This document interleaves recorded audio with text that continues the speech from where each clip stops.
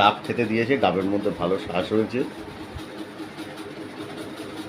মাম্পি আমার শালি, প্রথম যখন এসেছিলাম তখন দেখতাম শ্বশুরবাড়িতে ঢুকতে একটা ভালো নারকেল গাছ ছিল। ছাদে উঠে উঠে ভাবতাম নারকেল তুলতে আমার একটু দুর্বলতা আছে, চাইতে তো পারতাম না, বলতাম কখন কি ডাবটা খায় না, নারকেলটা কি খায় না। নেক্সট চালু। তো ডাব খাচ্ছি, ডাবের ভেতরে শ্বাস হয়েছে মাম্পিদের বাড়িতে এসে। ভালোই হলো, মাম্পি লুচি খাওয়ালো, বাদাম আলুর তরকারি, পায়েস, নলেন গুড়ের পায়েস, শেষ পাতে আবার দই।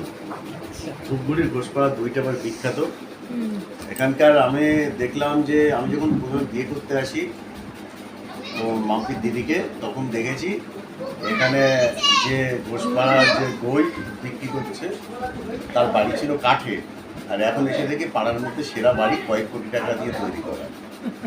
ধূপগুড়ির ঘোষপাড়া দই বিক্রি করেই কোটিপতি। এও দেখেছি আমি, আর আমি যেখানে ছিলাম সেখানেই আছি। মাম্পির বরকে বলেছিলাম চলো করে কমবে খাই এরকম, মাম্পির বর রাজি হয়েছিল, কিন্তু পরে ডিস্টার্ব হয়ে গেছে, হয়নি। হ্যাঁ, মাঝখানে মাম্পির দিদিরা ঢুকিয়ে আরো বেশি ক্যাচাল হয়ে গেছে। এই যে আমাদের গাছের ডাব, আমার জামাইবাবু, বড় জামাইবাবু বিয়েটা আগেই দিয়েছি, কিন্তু এখন পর্যন্ত আমাদের ঘটক বিদায়টা দেয়নি। আর প্রায় 15 বছর আমার দিদির সাথে আমার এই দাদার বিয়ে হয়েছে, তখন সমস্তটাই আমি ছিলাম। জামা কাপড় কিছুই হচ্ছিল না, এক পাও আগাতে পারছিল না, সেই প্রেম পর্ব থেকে বিবাহ বন্ধন অবধি। তারপরে যাই হোক, জামা কাপড় আজকে 15 বছর পরে এসে আমাকে একটা প্রাইজ দিল, সেটা হলো আমাকে একটা চ্যানেল খুলে দিল। সেই চ্যানেলটার মাধ্যমেই উনি ইনকাম করবো, সেই ইনকামের টাকা দিয়ে নাকি ঘটক বিদায়টা নিব। তাই জামাইবাবুর মাধ্যমে আমার চ্যানেল খোলা। তারপর অনেক দূর থেকে আসছে, বারাসাত থেকে আসছে, উত্তর 24 পরগনা বারাসাত থেকে। তা আমার গাছের ডাব জামাইবাবুকে দিলাম, জামাইবাবু খেলো, তাদের সাথে খেলো। তা আমাদের চ্যানেলটি প্রথম ভিডিও কেমন লাগলো, যদি তোমাদের ভালো লেগে থাকে তা চ্যানেলটি লাইক, কমেন্ট, শেয়ার তো করবেই, এবং সাবস্ক্রাইব করতে ভুলবে না। জামাইবাবুর কিছু বলার আছে। প্রথম কথা হচ্ছে, বউ শালীদের ঋণ কোনোদিন শোধ হয় না। হ্যাঁ, তো সেরকম ভাবে ঘটক বিদায় আর শেষ হয়নি। আবার খাচ্ছি। আর যারা ভিডিওটা দেখছেন তারা কেউ কিন্তু কোনো বাজে কথা বলবেন না, এই কারণে প্রথম ভিডিও করতে জানেন না কি করে ভিডিওটা করতে হয়। কারণ এই যে আমরা যে কথা বলছি, পাশের ঘরে কথা, পাখা চলছে, আদার্স যেটাকে আমরা বলি নয়েজ বা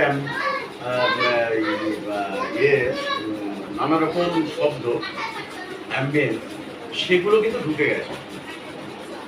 সিনেমার কিছু কিছু ক্ষেত্রে বা ভিজুয়াল মিডিয়ার কিছু কিছু ক্ষেত্রে এই অ্যাম্বিয়েন্সটা খুব গুরুত্বপূর্ণ। সেটা ট্রেনে যখন কথা চলছে তখন যদি দুজন ক্যারেক্টার কথা বলে কেমন লাগে, অনেকগুলো ভিড়, তার মাঝখানে দুজন কথা বলবো ঠিক বোবা, সেটা তো হয় না। তখন অ্যাম্বিয়েন্সটা জরুরি, নয়েজটা জরুরি। আশেপাশে দেওয়ার বাদাম এরকম, ও দাদা সরে বসুন না, এরকম হাজার রকম কথা, একটা ব্লাস্টিং নয়েজ, সেটা জরুরি। কিন্তু আমরা যে কথা বলছি, এখনো বলছি, পাশে বাচ্চারা কথাগুলো বলছে, এই নয়েজটা এই ক্ষেত্রে গুরুত্বপূর্ণ নয়। স্বাভাবিকভাবে যারা জ্ঞান দিতে আসবেন, সমালোচনা করবেন, এই কাজটা করবেন না।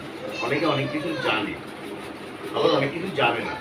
যারা জানে, জানার পরও হচ্ছে না, কারণ কি, তার হাতে সেই যন্ত্রটা নেই। এই যে কথা বলছি, এখানে একটা তার বা অর্থাৎ ল্যাপের বা একটা ব্লুটুথ হেডফোন, মাইক্রোফোন, সাউন্ড টেকার, সেটা দরকার ছিল, সেটা নেই। সেই জন্য এরকমভাবে অ্যাম্বিয়েন্সটা আসছে। এই অ্যাম্বিয়েন্সটাও গুরুত্বপূর্ণ। কেন কি, এটা একটা পরিবেশ, সব কিছু শব্দ, সব কিছু শব্দ মিলে একটা সুর তৈরি হয়, অন্যরকম অ্যাম্বিয়েন্স তৈরি হয়। ফলে কেউ জ্ঞান দিতে আসবেন না, আর অবশ্যই দেখবেন।